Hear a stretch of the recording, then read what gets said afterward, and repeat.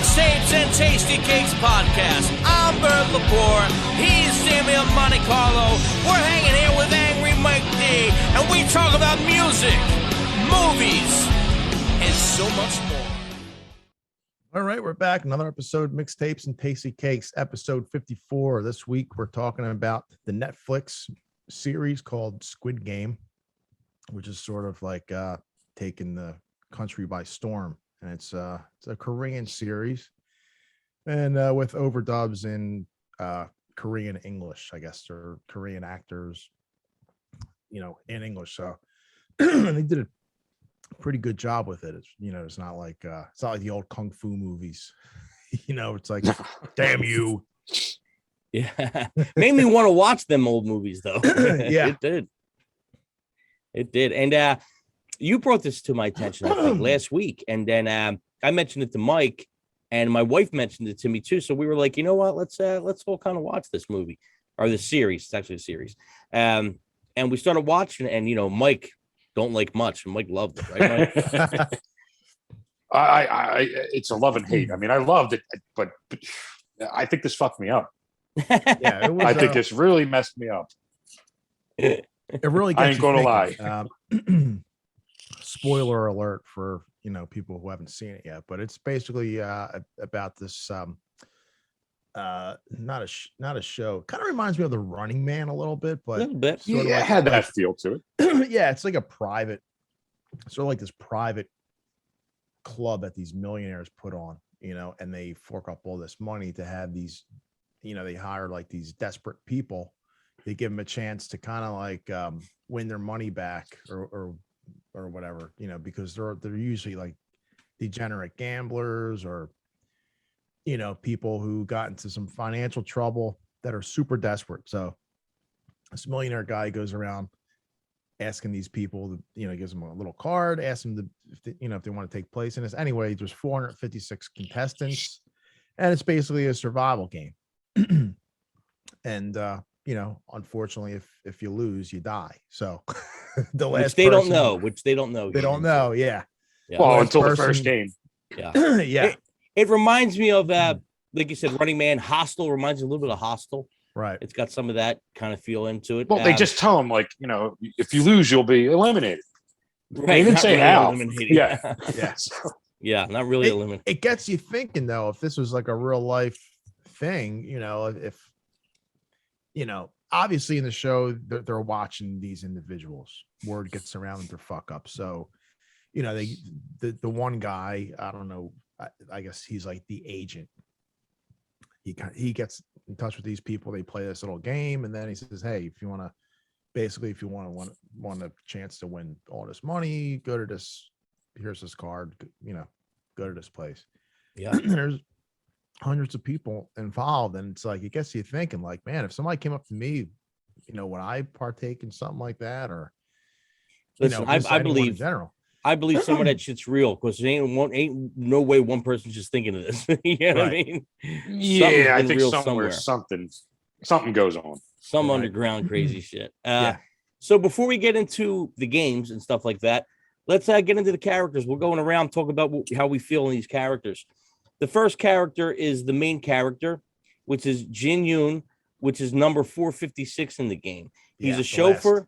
Yeah, he's last. Yeah. Chauffeur, gambling addict, pretty much screw up, lives with his mother, takes money from his mother.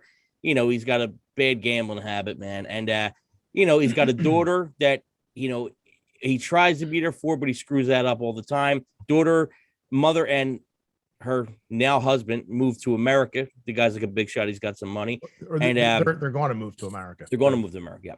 And that's pretty much, I mean, my feeling on the character is that in the beginning, you think he's a piece of shit, but he winds up really being sympathetic, and he don't let greed get to him. Right. He actually turns out pretty good. Where it goes after, I don't know. But Mike, what do you think of the first character? Man, it's such an in-depth character when you get to the end of it. I mean, he was like character-wise, man. It's just this series just was driven by that too. So it was kind of like when you lose one of them, it was like you're losing. Yeah. Yeah. Someone you like, You feel They like really- family almost. Yeah, Yeah. you get so into the characters. They kind of like suck you in. They you know, invest like- you. You're invested in the characters, which is great. Yeah. It's great story. Yeah, man. Right. You know he was the main character, and you kind of like you don't want to not root for him, you know. But he's a fuck up. You total Yeah. just Yeah. You know when you the first scene, just very first second, he's stealing from his mother, like Albert said. Yeah, I mean that's exactly it. Dane, what's your feeling on this character? Yeah, he's just he's a total fuck up. This guy, he screws everything up. You know, his daughter feels sorry for him. His wife or his ex-wife is kind of like, you know, he's a piece of shit. The mother thinks he's a loser. He owes all these people money. And then when he does win, like he's betting on was like the horse races. He does win, and then like some thief, some chick kind of like picks his pocket and takes all his winnings. He's got bad luck on top of everything. Very bad luck. He's got yeah. circumstances. Yeah, so he's approached to partake in this Squid Game. Number 218, Cho Cho Sang-woo. Right. And he's pretty much he's the pride of Korea or their development or whatever you want to call it. Their neighborhood, yeah. Big shot. Went to was it SNU?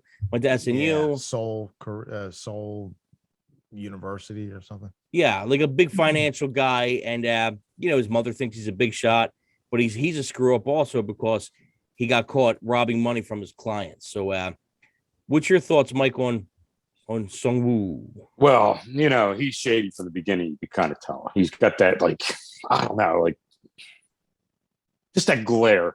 Something about him. Yeah. And I almost thought like between two characters going through it, like I kind of thought like either him or we'll get into it, I'm not going to say the other one was behind it. And okay. I guess I was wrong on this one. But yeah, I thought he's a total fucking psychopath, man. Yeah. Like just from the beginning, pretty much.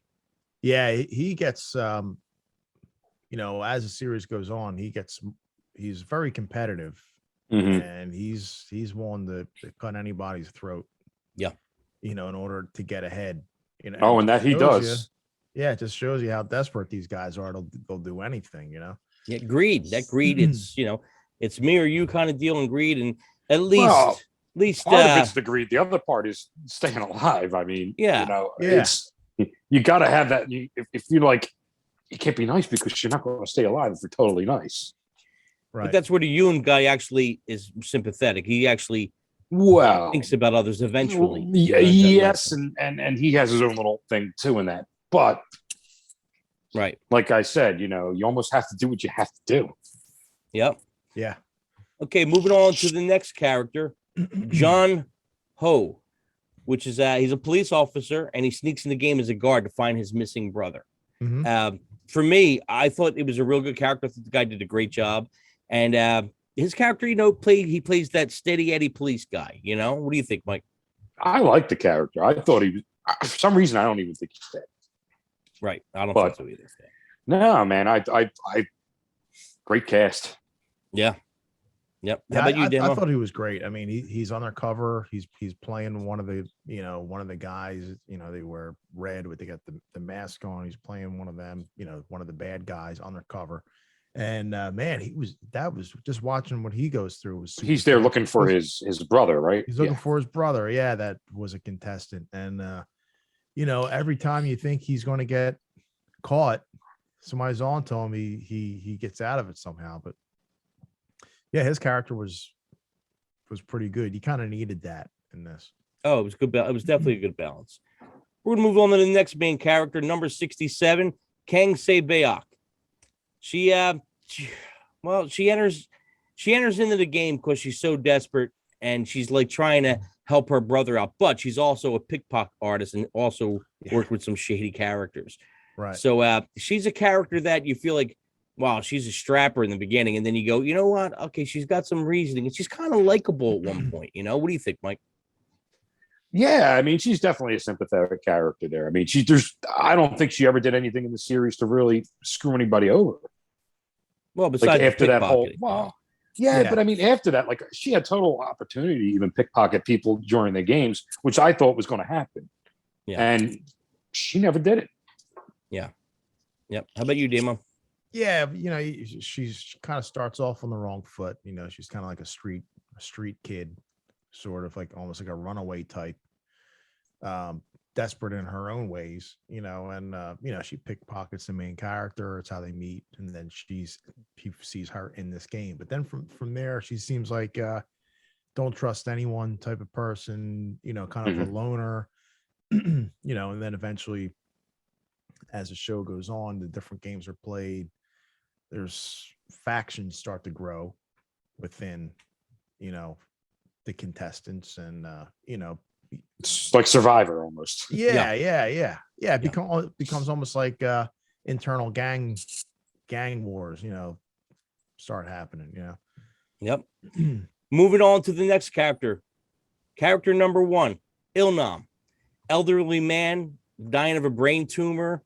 He's getting a little delusional at this point, and he joins the game because he figures, fuck, I got nothing to lose. One of my favorite characters in the game. Absolutely great. A lot of good twists with him. So what do you think, Mike? Yeah, I mean, he was great at making you think he was old and senile, and great character. I mean, and it's funny because this was the second character. I'm like, maybe this guy's involved a little bit more. I don't know, but we'll see later on. Right. Yeah. Damo? Yeah, I mean, I didn't really think anybody was involved, to be honest. So that was a pretty interesting twist. But you know what? My mind thinks outside the box a lot. Yeah, because I think there's too much M. Night Shyamalan. So it's like, and I'm watching movies like the Saw and stuff like that. So I kind of think, well, right. who's the spy in this group now? Who's the spy? Somebody is. There has to be. Yeah, and he's the last guy you would have thought of, but it's pretty interesting. Like he's always like the last one chosen, or it's like this fucking old guy. He's just gonna hold everybody back, but he's got the intelligence. He's got experience, Confucius stuff. Yeah. So he's actually like an asset. Absolutely. To his group. Absolutely. Moving on to number 101. JUN-HO. Love the character. Gangster who enters the game to settle his massive debts. He's pretty much on the run, and he's a real prick. And the guy who plays him is fucking great. Mm-hmm. It's like fucking Danzig meets fucking Elvis meets fucking, I don't know, an old timer guy. He's got the hairdo. It's fucking just great. The snake down his face. Yeah, great character. What a prick. Mike D, what you got? You know what, man? This guy, he's a top villain. Absolute top villain. Yeah. I mean, he made you hate him. Like in the beginning, you're like, he's a prick, but by the end of it, you're like, he's a motherfucker. Yeah. Dude, you know who he reminded me of? He reminded me of back in the day with them karate movies, and I always loved this character. Bolo. Remember Bolo? That's who he reminds me of, like that kind of character. Yeah. He kind of remind me of Sato from Karate Kid Part 2. Okay, I can see that. Sato. Yeah, man. But what do you think, Dame, on this character? Yeah, he was a great villain. Everything you would expect, he's sort of like he's a mobster, not like the super higher up guy, but like maybe like a mid-level guy, and he's desperate because they're going to kill him because he owns the mafia money. I think from gambling or whatever. But he gets into the game, and obviously he's like the number one bad guy, that you just fucking hate this guy. Yeah. He's a perfect villain, Perfect villain. Great casting, man. Great casting. Moving on to player 199, Abdul Ali, who is a foreigner from Pakistan who enters the game to provide for his young family, and his employer refuses to pay him. I thought the character was sympathetic. I thought he was going to last a lot longer than he did. Mm-hmm. Spoiler alert. But, really good character. Played well. And the only guy that has actually a different kind of sound to his voice in the show. What do you think, Mike? Yeah, I mean, you can't have him with an Asian accent. You think so? But no, look, he was another one of my favorite characters. I mean, he wasn't even really a swindler, this guy. He might have been like the one true guy that was there just out of just shit luck, man. You know, and he was from even the first time they entered that contest, he was there to help out. Like he didn't even know these guys at this point, but he was helping them out. He wasn't the fuck up. He was just desperate for money for help, but he wasn't really looking for it. Yeah. Yeah. I'll tell you, man, when he bid it, man, that was a tough one. Yeah. Yep. Dane, what you got? Yeah, I agree. I mean, he was definitely he wasn't like the other ones, like not.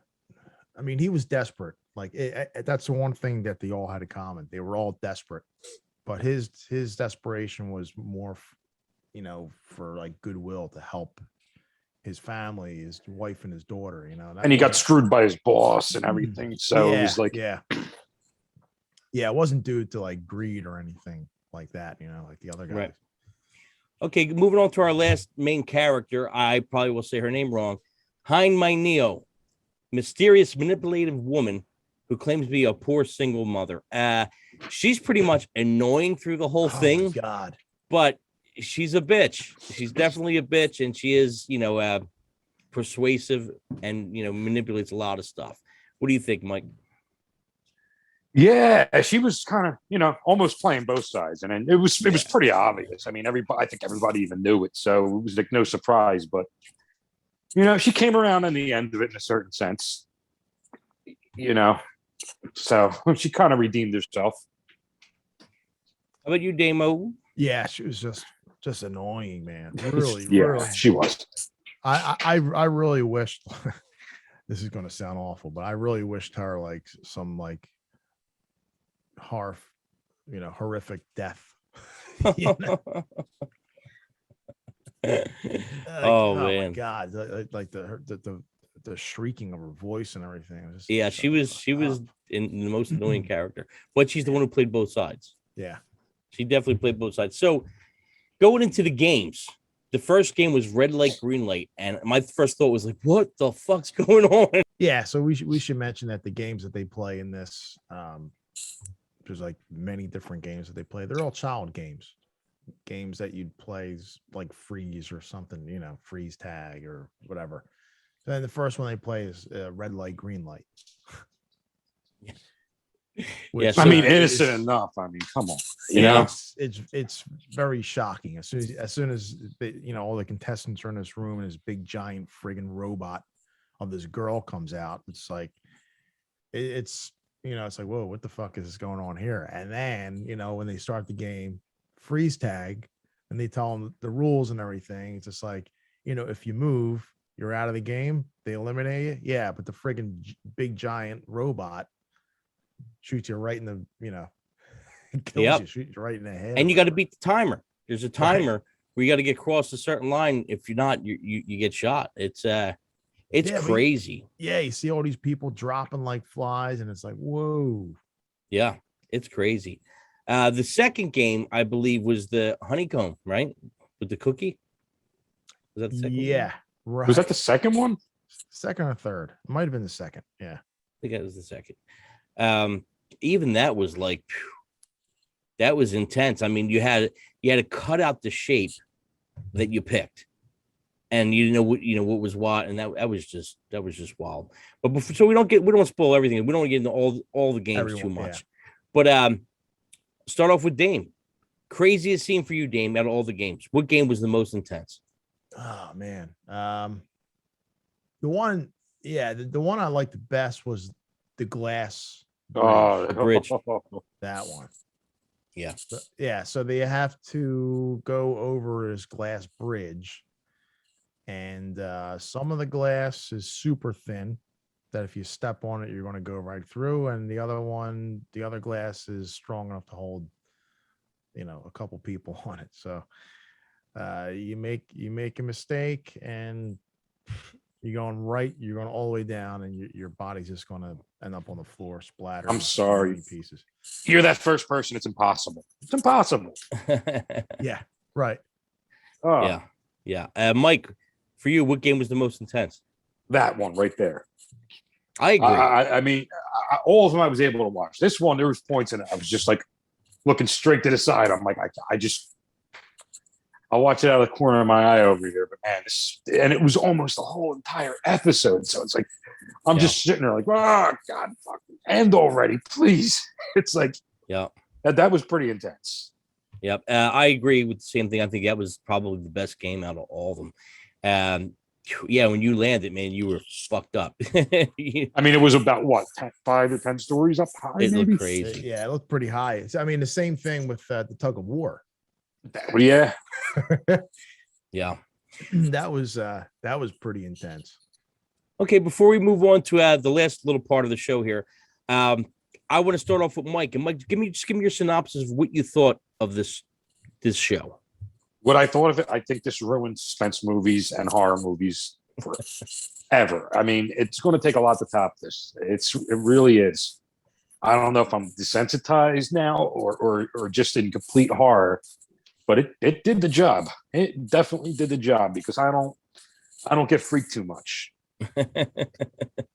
Damo, what's your feelings on the series? Yeah, I thought it was incredible. I think I watched it all in like a weekend, and yeah, it was just really good. And the way it ends, it's kind of left open for like a second season. So I kind of hope that they do that. Well, here also we should mention the villain. I mean, the guys who were actually doing the game. There was one guy, he was sort of like a Darth Vader, the head man, yeah, type. He was the head guy, yeah. He was pretty badass too. Yeah, I mean, for a villain, you know. Yeah, oh yeah. Then you had the soldiers, if you want to call them the soldiers. You had the guys in the red who pretty much were just doing the work. You know, which every time I saw them, it kind of reminded me of like a PlayStation controller. Funny you said that. Funny you said that. I think I actually said that at one point. Yeah, I said, but you know what they remind me of? Like the Minions almost. Yeah, from the cartoon. Yep. For me, I think it was a great story. It was well written. The characters you were invested in the characters, and I think it plays on greed. It plays on the loss of humanity, and it plays on sympathetic and having sympathy, and it has a lot of twists and turns when you find out how it's run, and they bring in these Americans, and it's got so many twists and turns, and that it's absolutely worth watching. Now, I went on YouTube, went to Mojo and stuff like that, and I looked up some stuff, and there's a bunch of things they have that are fan theories. So I'm going to run by a couple of these and tell me what you think. The first theory was the front man a player or a former winner? Was he was he a player and a former winner? What do you guys think, Mike? I mean, didn't he find him in the former winners? I don't think so. I thought he did. I'm almost sure he found him in that. And then he was looking him up to see which game he was in. But it was hard to read some of that stuff. So I couldn't really tell. Yeah. But, I don't know. I mean, here's one of my theories now because we already know player one. It's, everybody knows spoilers are going on at this point. Yeah. Player one survives. Yeah. And he wants to go back in by the end of it to either seek revenge or to find out who these people really are. So I guess that's going to lead into season 2. My theory on this is 456, the last player. 456, right. I'm sorry. So I think he's going to go back in, and I think he might have the role of one of the red guys. Damo, do you think the front guy, the front man, do you think he was a player? Honestly, I never even crossed my mind. Nothing really gave me anything to even think of that. So, I mean, it would be pretty interesting, if he was either, it just adds more to his character, Yeah, I think it would be a real good twist. Yeah. Okay, moving on to the next one. Do you think the brother, the cop that was shot, do you think he's still alive? I say yes. Oh, yeah. Mike Absolutely. D? Yeah, absolutely. Okay, we all agree. If he was going to kill him, it would have been in the head. Yeah. Everybody got shot in the head. Here's a good one for you. And like I said, I didn't come up with this myself. I actually got it from the internet, which I thought was pretty cool. So it's not me coming up with this, but the game in the beginning that you play with that salesman, the guy that slaps you. Yeah. Right. It's like this. Right. Now, do you think it has to do with if you're a player or if you're a guard? Whether they're blue and red. If you look at them little packets, one's blue, one's red. Huh. So depending maybe which one you pick, is that where you end up? Could be. That was a good twist. I never gave it that I thought that was thought, pretty. I thought that was pretty I don't- smart. Whoever I came up don't with that. know. Also, because you got to remember they're there for the money, so they're there for the greed. But I guess the other people might be there for the money too. So Right, it who could be a knows? bunch of fuck ups and just right. where your look out is. Okay, moving on to the next one. Do you think the old man protected Jin-Yoon? Yes, absolutely.